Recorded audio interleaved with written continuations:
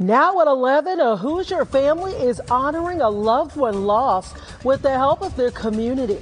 How they're inviting others to pay tribute to those killed by gun violence this holiday season. And we're watching the radar, although most of the snow has stayed in southern Indiana, but it is staying cold. This pattern that we're stuck in, we're going to stay locked into it even into next week.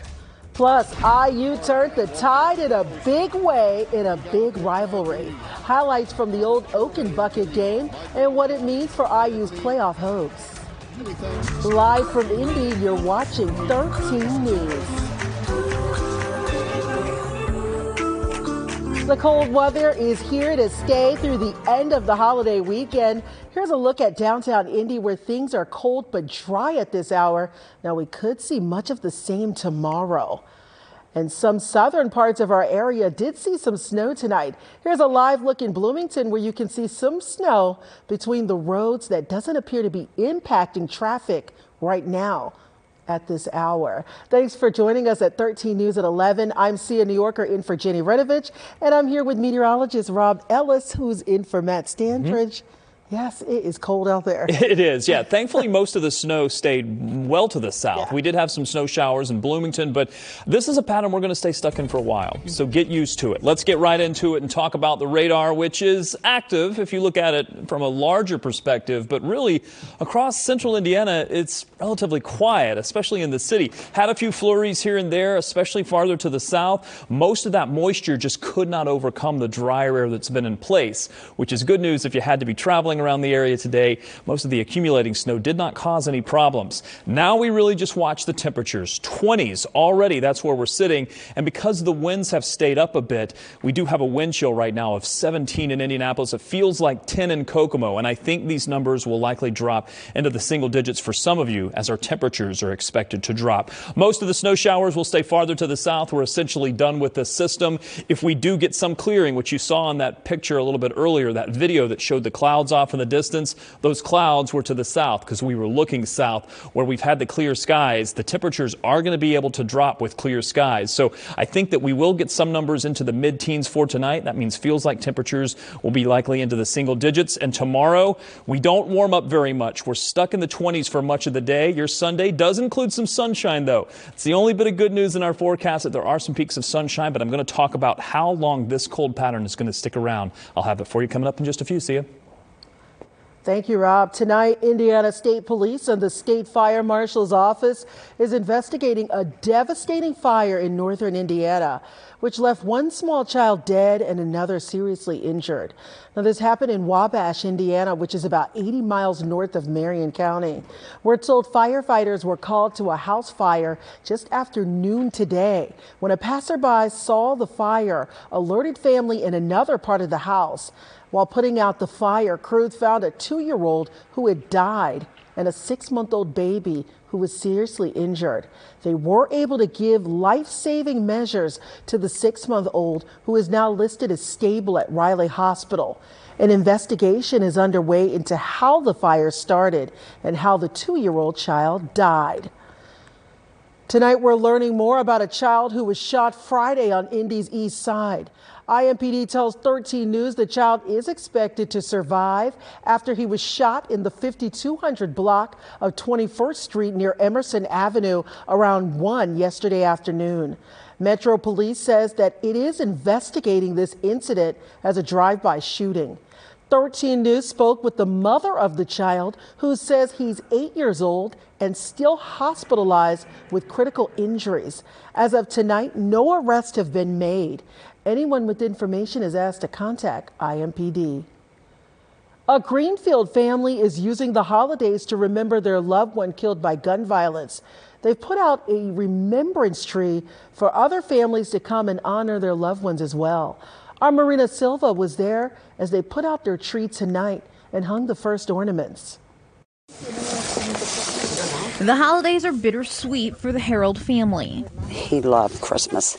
Thanksgiving, Christmas was his favorite holidays.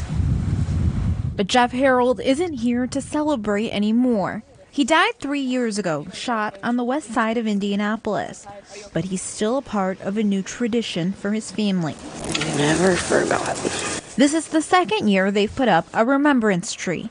It brings us joy that Jeff's name is still out there. A tragedy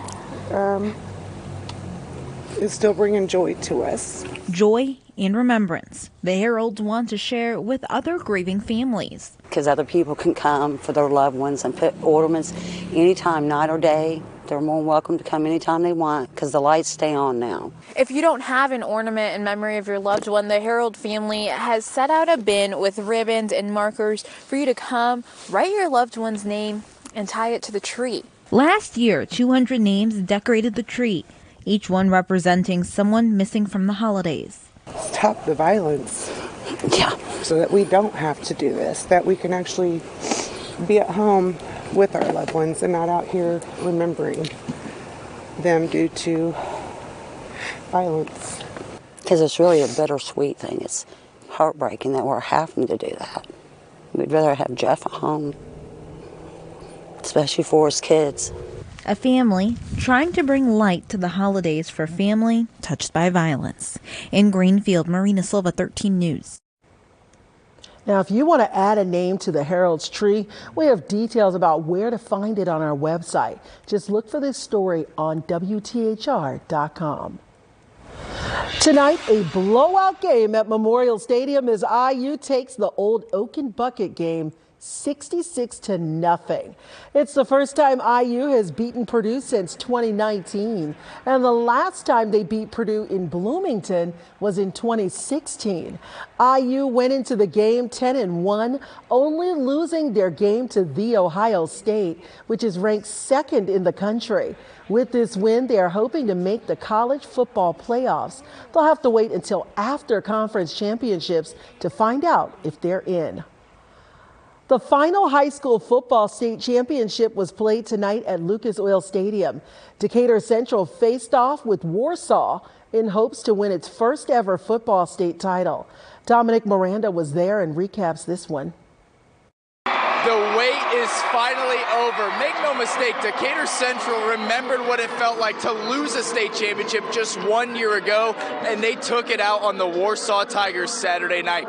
38-24 winners are the Hawks over the Tigers, and for the first time in program history, they are state champions. Here's how it all happened. The final state championship played this weekend at Lucas Oil Stadium. Last but certainly not least, Decatur Central looking to make history. This start will certainly help. Bo Polston out to Casimir Hicks. Watch the junior go to work, evading tacklers en route to a 38-yard score. Hawks up 7-0 early. Warsaw responded, though, to the tune of a long touchdown drive capped off by Drew Sullivan on the QB keeper. We're tied at 7s. Let's get you to the second frame. More of this potent Decatur Central offense, this time on the ground. Pharrell Carter says, "Thank you very much." Short touchdown jaunt. It's 13-7 Hawks after the missed PAT.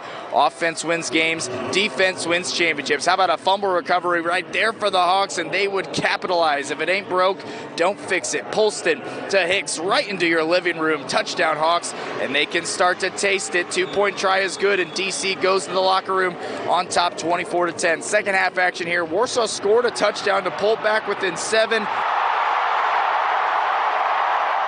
But this Decatur Central offense couldn't be stopped. Carter punches it in for his second touchdown of the game. He had 3 on the night to give the Hawks a 2-score lead. From there, it was barbecue chicken. Decatur Central, for the first time in program history, can hoist that state championship trophy. 38-24, your final over Warsaw. These kids, they had one goal. Most teams have 3 or 4 goals on a season, and they had one goal, and the goal was to get the blue one. Couldn't be more proud of the leadership that these young men put on display all season long, the work ethic, and to get here and get it done, man, just a resilient group of great kids. It's not just avenging a state championship loss from a year ago, but to etch your name in history as the only football state champions in program history. That's extremely special, and you heard how much it means to Coach Enright and this Decatur Central community. That does it for state championship weekend here at Lucas Oil Stadium. For the final time, Dominic Miranda, 13 Sports. All right, Dominic. Chaos after Michigan upset The Ohio State earlier today. We'll tell you what led to this fight after the game had already wrapped up. And take a look at our high temperatures for tomorrow. We're expecting numbers right around 29 or 30 degrees. Now, average in January is 35 or so. So we're looking at temperatures that are cooler than where we would be even in January. And it's going to stick around for a while. Got a cold week ahead in the forecast. Plus, President-elect Trump continues filling out his administration. The picks he announced today, including who will take the assumed role of the FBI director in the new year.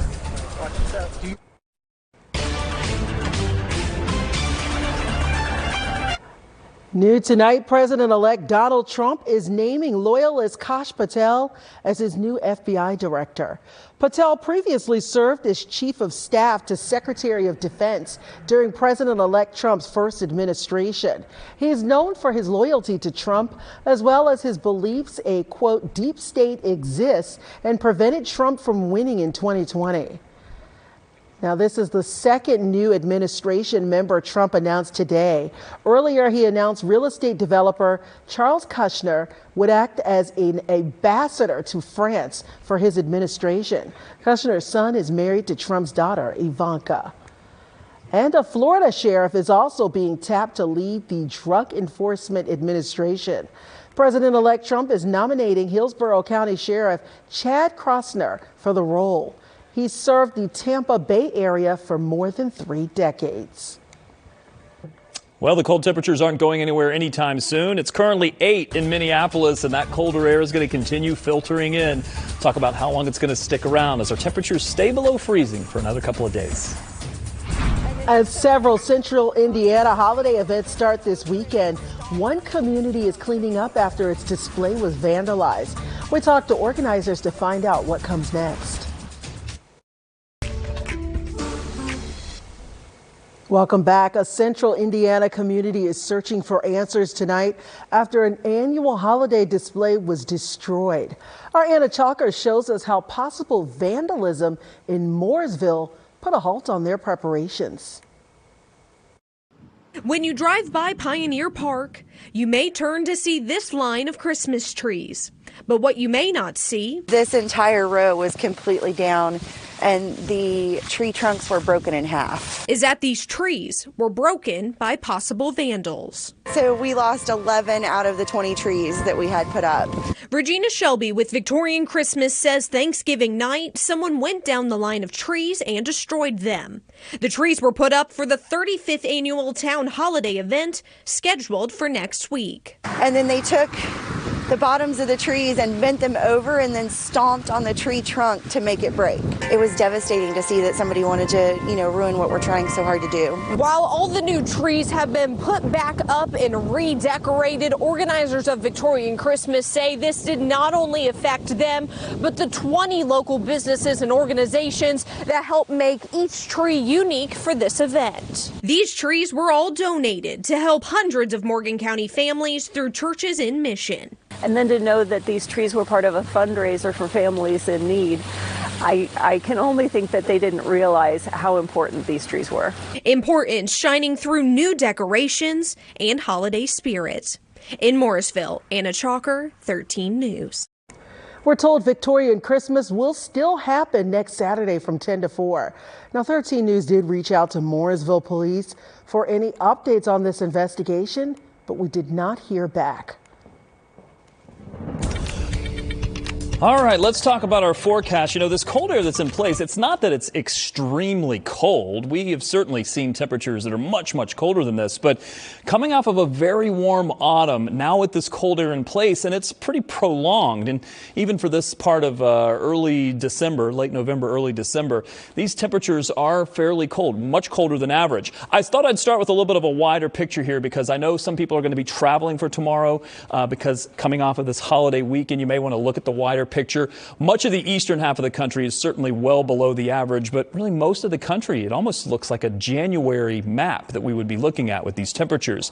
20s currently, we do have some of that colder air trying to still filter in. It's dry air as well, which is why a lot of this snow didn't materialize for most of you, at least in Indianapolis. Farther to the south, there were some snow showers, but it's been difficult to find much in the way of any accumulation. I think Vincennes had 1.3 inches of snow. Outside of that, the system has really moved through without consequence. consequence. Most of the country is pretty quiet, so if you're traveling, overall, things look pretty good. I mean, you really have to struggle to find this one system, this quick clipper that's moving through. The other big story, though, is that there is snow, but those that are getting the snow are getting a lot of snow. It's all lake effect snow because the lakes were coming off of record warmth about a week ago.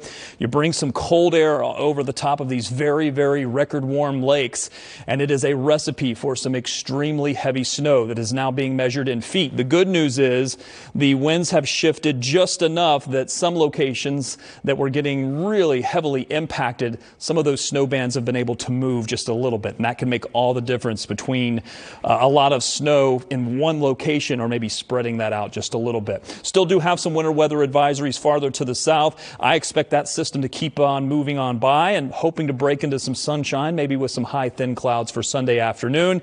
Another quick little clipper tries to roll through, but I think this one too should stay farther to the south. Most of the active weather is going to bypass us because we're stuck in this much colder pattern that looks to stay with us for, well, several more days for sure. We may get a break and then we bring that cold temperature back in. 18 for tonight. I expect those wind chills to drop down into the single digits.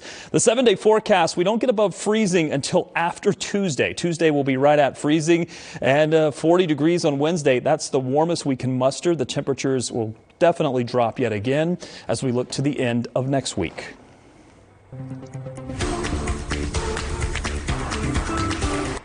Thank you, Rob. The Colts plan to bounce back from last weekend's loss during the matchup tomorrow with the Patriots. The Colts are looking to make a late season push to the playoffs after a 5-7 start. Indy and New England are set to renew their rivalry with some new faces leading the charge. Colts quarterback Anthony Richardson says he's been looking forward to this game, and adding to all the history, kickoff is set for 1 o'clock in Foxborough. Check this out. A post-game fight broke out between the Ohio State and Michigan players after the Wolverines upset the second-ranked Buckeyes. After the game, Michigan players attempted to plant their flag at midfield and were confronted by OSU players. Ohio State coach Ryan Day addressed the incident after the game. I don't know all the details of it, but I know that, these guys, are looking to, put a flag on our field, and our guys weren't going to let that happen. So, I'll find out exactly what happened. But, this is our field, and certainly, we're embarrassed with the fact that we lost the game. But, there's some prideful guys on this team that weren't just going to let that happen. After several attempts to break up the players, police finally got involved, and both teams were separated.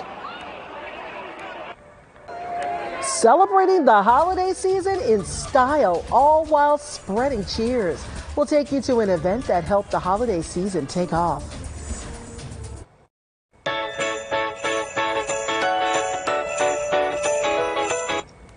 The Indianapolis International Airport had a special holiday visitor today. Santa rolled in on a fire truck to say hi and take down some Christmas wishes. He wasn't alone either. The Grinch made an appearance, as well as the Sugar Plum Fairy. Families could make ornaments, write Santa letters, and even make care packages for Indiana military families. More than 1,000 people showed up to participate. And we have nearly 1,200 families that come out here, and we have a lot of repeat customers that they make this their holiday tradition, and that just warms our heart here at the airport. This was the 13th year of Jolly Jetway. Organizers say next year, make sure you sign up early because the event sells out. How much fun. Look at That is a lot of fun. I hope they weren't freezing. Yeah, and being inside in the airport is probably a lot nicer than being outside. It was extremely cold yesterday. We're going to stay into the upper 20s for tomorrow. We'll get to 30. Every little degree helps. On Monday, we'll do 32 for Tuesday. Your warmest temperature will be on Wednesday. All right. Thanks so much for watching 13 News. We hope you'll join us back here at 7 for 13 Sunrise. Good night.